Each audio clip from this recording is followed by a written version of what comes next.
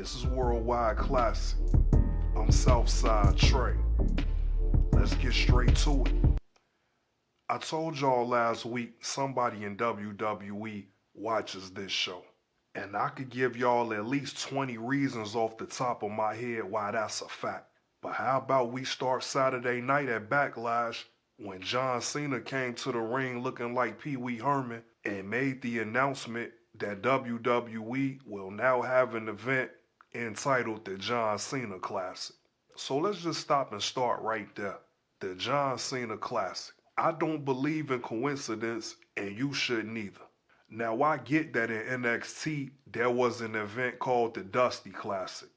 John Cena has said that this event will be between future stars from NXT against current stars on the main roster. And he also said that this idea came about watching the type of impact that Obafemi has had. Around WrestleMania, I said that WWE is lucky as hell. They have 3 guys on the roster now that are legitimate stars and will carry that company into the future. We should already know who these guys are by now. Javon Evans, Trick Williams, Obafemi. Is WWE and or John Cena this naive to believe that NXT will continue to produce stars like this? Because let me ask a very important question. Where the hell are the stars from the previous NXT?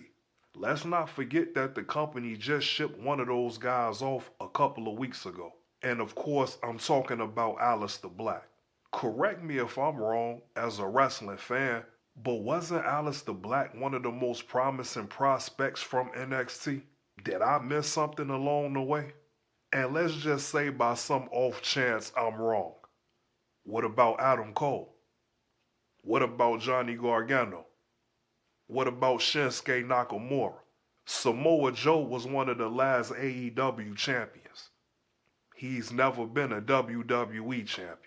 So the fact that John Cena and the WWE believe that they have the type of talent in NXT to make the John Cena Classic a success is kind of amusing. Now don't get me wrong, I give John Cena an E for effort, but I can't give him an actual letter grade because for me it's something weird as hell about John Cena attaching his name to this project. I'ma really need wrestling fans all over the world to tune into Worldwide Classic. Cause we be talking about some shit on this show. Trust me when I tell you, it's the only reason I'm sitting here. Not too long ago, I was on this show trying to figure out how somebody like The Rock gets the type of criticism he gets from wrestling fans. The biggest thing I've been hearing from such fans is the type of ego The Rock has. John Cena has only been retired for about 6 or 7 months. But yet we've seen John Cena more times than we did before he started the retirement tour. He already kind of tripped me out at WrestleMania when he was the host and he started to get a little emotional and a little choked up. Talking about first year host, how is he doing? I thought we got enough of seeing John Cena getting choked up at his retirement. What type of fake ass Hollywood shit is John Cena on right now? And then leading into Backlash, we kept hearing about this big announcement that was gonna change the landscape of pro wrestling. And I guess that's kinda true. Because the John Cena Classic shows us how much of an ego John Cena has. Think about all of the superstars we've seen in WWE. Guys who I believe are far better in the ring than John Cena was. And not one of those guys have a match or an event named after them. I think the WWE has gotten a little bit carried away with John Cena. I'm starting to think John Cena has gotten a little bit carried away with John Cena. It's no secret on this show I've admitted that I haven't been a big John Cena fan in the past. I could still acknowledge what John Cena means to WWE, but this shit is getting a little bit too out of hand. When I listen to wrestling podcasts, I've heard stories of John Cena being just as difficult to work with as a Triple H or Shawn Michaels back in the day. This is probably why both of those guys are big fans of John Cena. He's cut from the same cloth. I get that John Cena put in a lot of work and pretty much made WWE his entire life. But sometimes I just don't agree with the way history is being written. Even John Cena being a 17-time world champion. And in a way that a lot of fans probably don't care to admit, certain guys like John Cena has hurt the business more than they've helped it. This is Worldwide Classic, and I am Southside Trey. So let's talk about it. Who has John Cena ever put over in his career? John Cena has all type of feuds and all type of rivalries throughout his 20-year career. But I can't remember the time John Cena stepped in that ring and really made it a point to make the next big WWE superstar. Who is that person? Even if somebody think that happened before, John Cena has only lost big matches against guys who had already made themselves stars.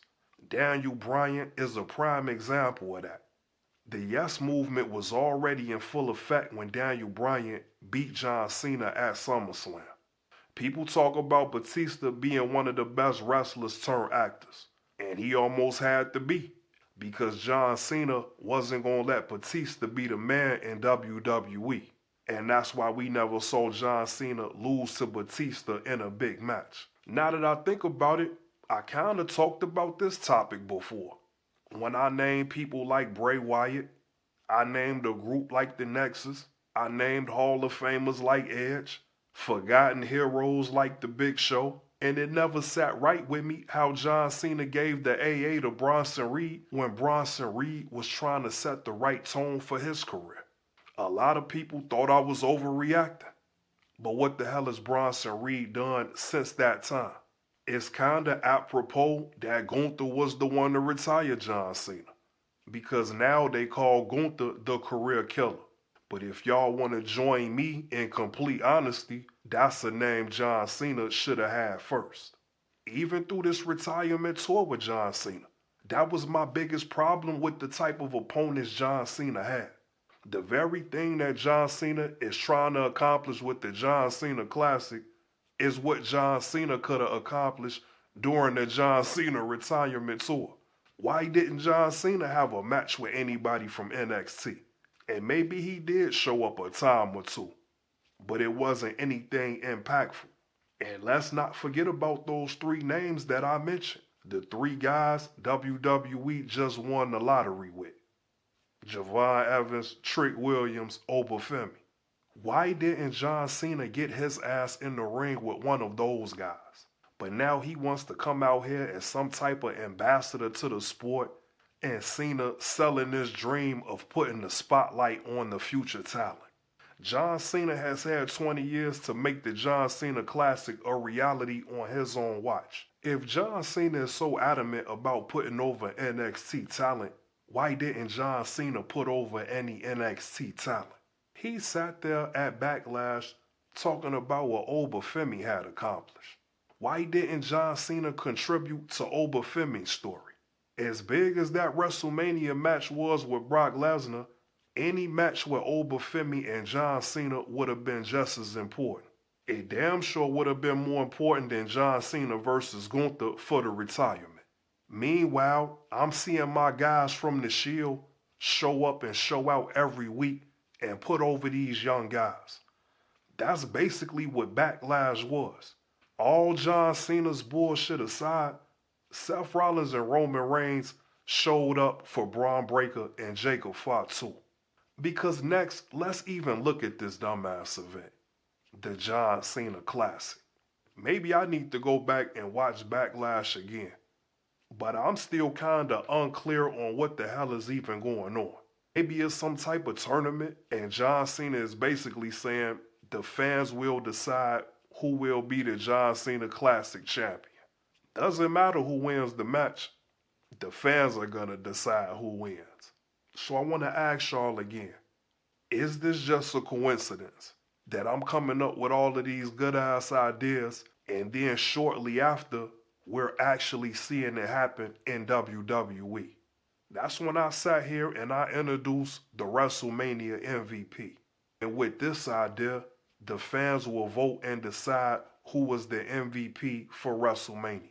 That person will get a title shot the next week on Monday Night Raw. Now let's talk about Backlash for a little bit. Watching Roman Reigns have this match with Jacob Fatu at Backlash, it showed me without any doubt Roman Reigns is the perfect wrestler. Let's make sure we keep in mind that we just saw Roman Reigns make history and be the top guy for 5 years straight. And now it seems like we're going on another generational run. Roman Reigns' match with CM Punk at WrestleMania was a classic, and it was everything I wanted it to be for CM Punk. I almost didn't agree with Fatu being the first opponent for Roman Reigns, because this is really showing me that there are no other wrestlers on Roman Reigns' level, with the exception of Seth Rollins. Roman Reigns just unlocked the full feature for Jacob Fatu. And this is almost poetic, because when you go back and watch Roman Reigns start the storyline as Tribal Chief, Jey Uso was his first opponent. And even though it doesn't seem like it now, at that time, fans still couldn't tell the difference between the Usos. The quality of matches Roman Reigns had with Jey Uso, along with the storytelling, made Jey Uso main event Jey Uso. The feud that Jey Uso had with Roman Reigns is one of the reasons WWE was comfortable with Jey Uso winning the World Heavyweight Championship. As much as I like Jey Uso, I don't think there's another person on the roster that could have put the spotlight on him the way Roman Reigns did. Now let's fast forward 6 years later. Roman Reigns has done this exact same thing with Jacob Fatu as of Saturday night. His first match and feud after winning the world title has been against family. And both matches have been the type that have made the careers of Jey Uso and Jacob Fatu. Roman Reigns is the best seller in the company. This was a title that a lot of fans gave to Dolph Ziggler. But let's be clear, right now, today, Roman Reigns is number one on that list as a bestseller. And we not talking about books and novels. It was a spot in this match at Backlash where Jacob Fatu did a senton off the top rope and Roman Reigns got his knees up to counter the move. Right after that move, Roman Reigns grabbed his knees and acted like he almost had a real injury. And to the casual fan in the naked eye, you might have thought Roman Reigns was really hurt. This is where you have to appreciate the continuity of the match. Roman Reigns had took a high impact move on his knees earlier in the match. It's just the way that everything flows in the match when Roman Reigns is a part of it. He makes everything easy for his opponents, and he makes the opponents look good as long as they're bringing their A game to the table.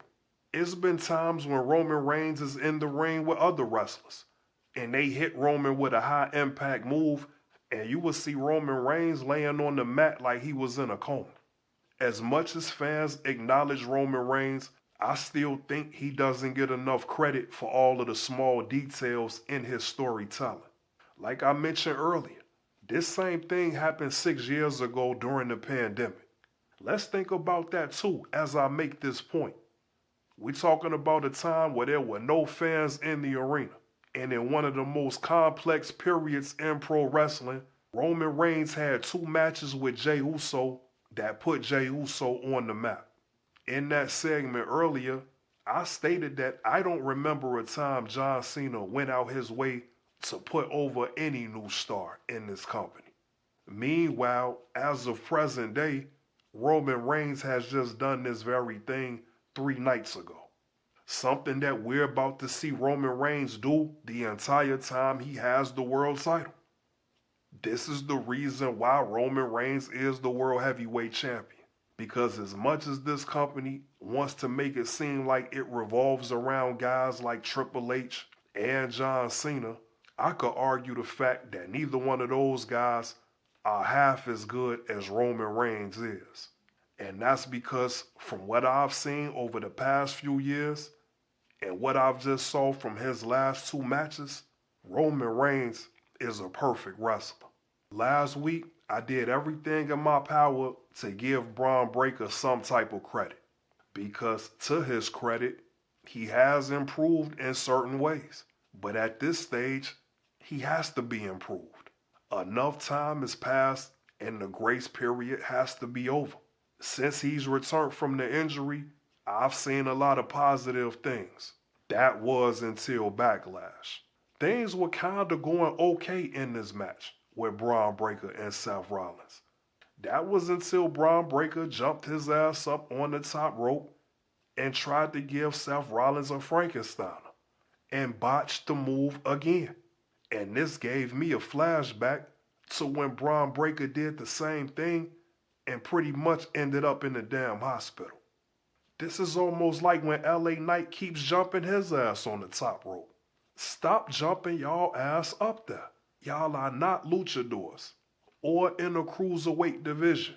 These are guys that's competing for world heavyweight championships. Even with Steiner math, doing a Frankensteiner from the top rope is not gonna improve over time. The older any athlete gets, the less likely that move is to succeed. So how about we be proactive and potentially do something that can save and preserve the career of Bron Breakker, as well as his opponents? Because the way Bron Breakker keeps messing up that move, both people are in danger. I am Southside Trey. This is Worldwide Classic. So I'm not going to just talk about the problems. I'm going to also offer a solution. Bron Breakker should just be living up to his name. He should just be a strong, muscle-headed badass that just throws people around. That's it, that's all. All of this pressure of trying to show his agility and his athleticism, just stop it. It's more harm being done than good. And I honestly believe every time Bron Breakker botches that move, it's hurting his confidence in the ring. This is why I can't completely blame Bron Breakker. The WWE should know better than this. If Bron Breakker can't get over without doing this dumbass Frankensteiner, then he's not the star that you think he is. So as a solution, when Bron Breakker has an opponent sitting on the top rope, instead of jumping his ass up there with him, how about he just picks the opponent up from the top turnbuckle? He could even add a little spice to it and walk the opponent to the middle of the ring. And he could either drop his opponent straight down or turn the gorilla press slam into a modified power slam. It's simple but effective. The very thing you want for competitors like Bron Breakker. Does Mark Henry still work for WWE? Because from what I see, Bron Breakker would be the perfect project for Mark Henry. Bron Breakker has to just be a power wrestler. And Mark Henry is criminally underrated in that department. Mark Henry is the type of athlete that could show Bron Breakker how to add the personality to being a power wrestler. It's the overall presentation, and Bron Breakker is almost there. But the pressure from WWE is where I see a lot of things being forced from Bron Breakker. When Mark Henry was at the top of his game, he was able to flip it to another gear where he looked like he was naturally pissed off. And it's the main reason why I think Mark Henry is one of the more underrated heels we've seen in WWE. And I believe Seth Rollins is about as good as we're going to see inside the ring. And there were times in this match with Bron Breakker where Seth Rollins was a little clumsy. I think even Seth had to humble himself when he tried to take a move out of Will Ospreay's playbook. And I feel like that's because when Bron Breakker is trying to do too much, then other unnecessary shit just starts happening. That stage was the very same stage from Monday Night Raw. Y'all didn't have enough damn decency to try to decorate a little bit? I've seen my neighbors go harder for Halloween.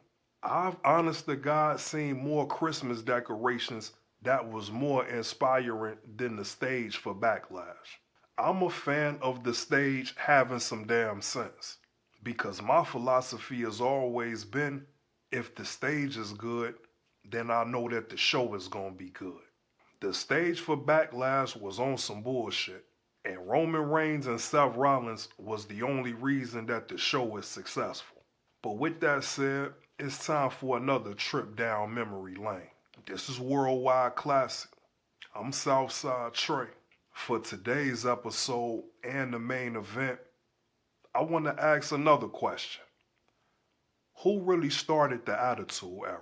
I think it's three names that stand out. I think you got to put Stone Cold Steve Austin on that list. I also think you got to put Shawn Michaels on that list.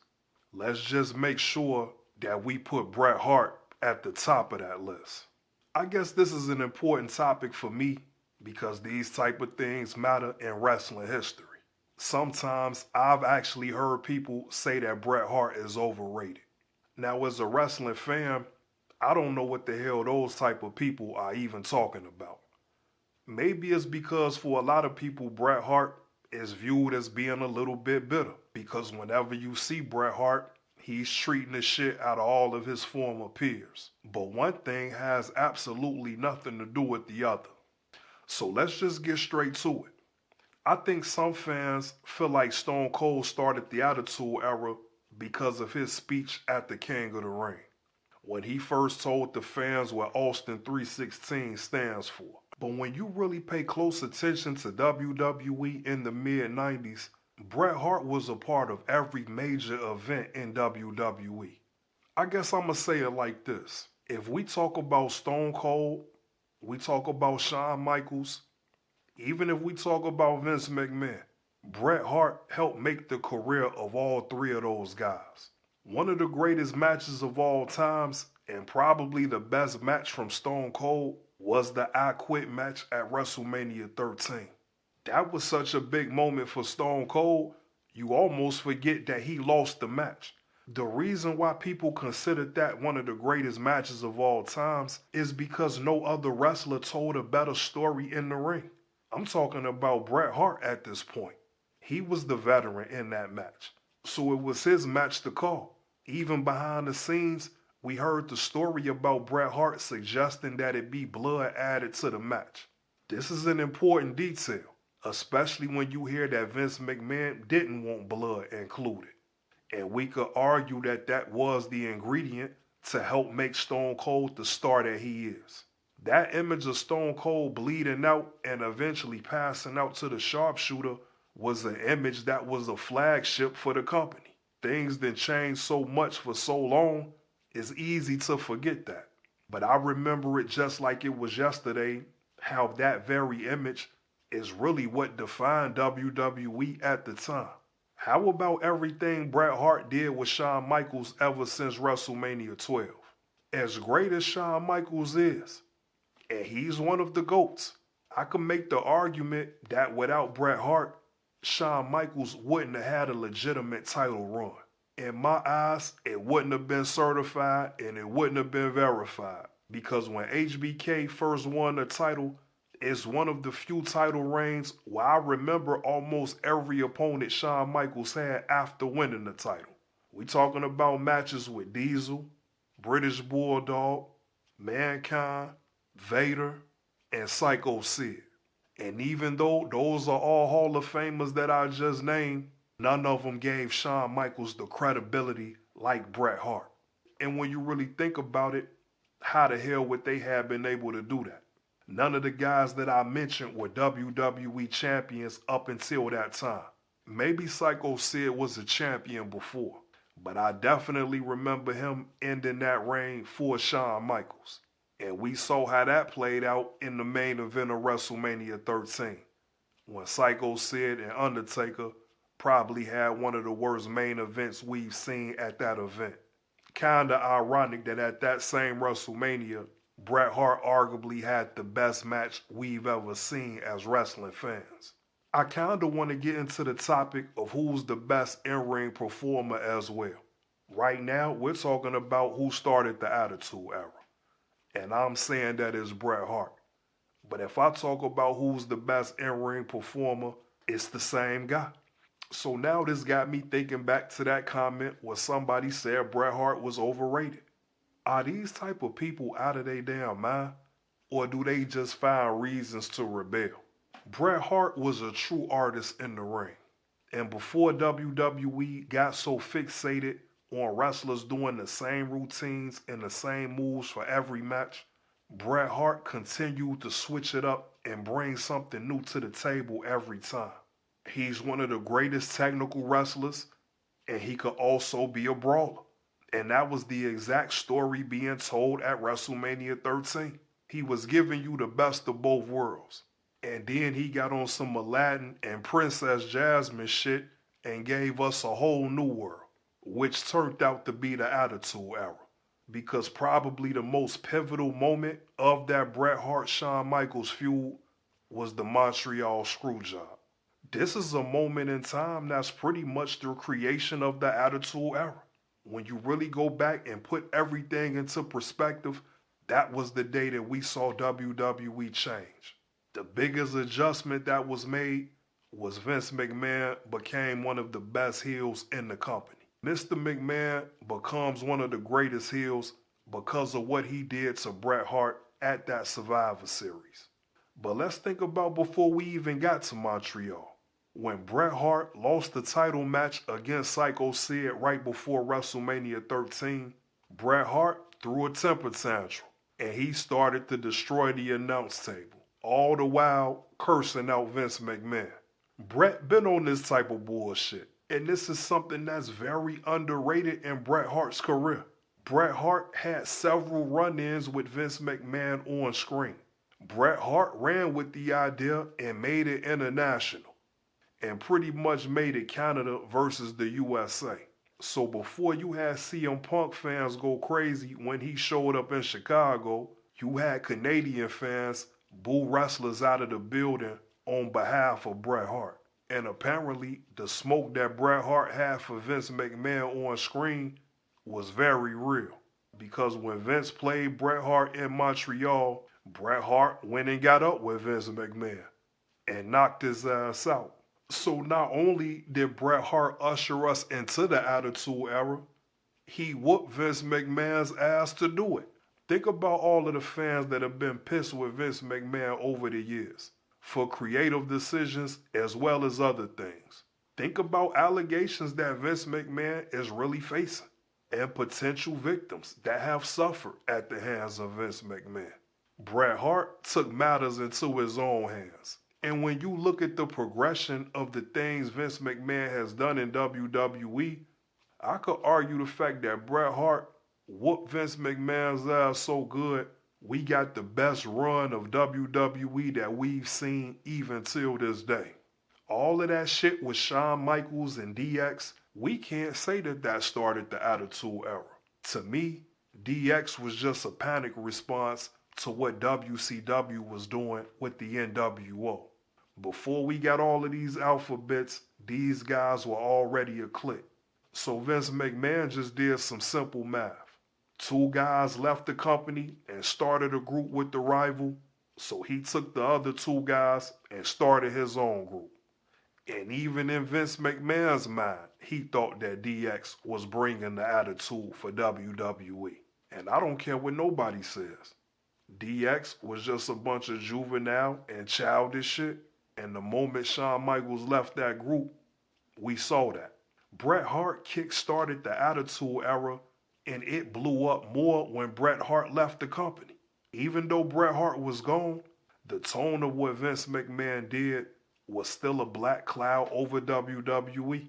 All the while, Bret Hart leaves the company, giving it its biggest storyline that it probably ever had. And that was Stone Cold Steve Austin versus Mr. McMahon. Two characters that just wouldn't be who they are if it wasn't for Bret Hart. This is Worldwide Classic. I'm Southside Trey. Appreciate y'all for tuning in. Make sure you subscribe to my YouTube channel, Full-Time Digital House, and follow me on all social media. Southside_Trey. Appreciate y'all.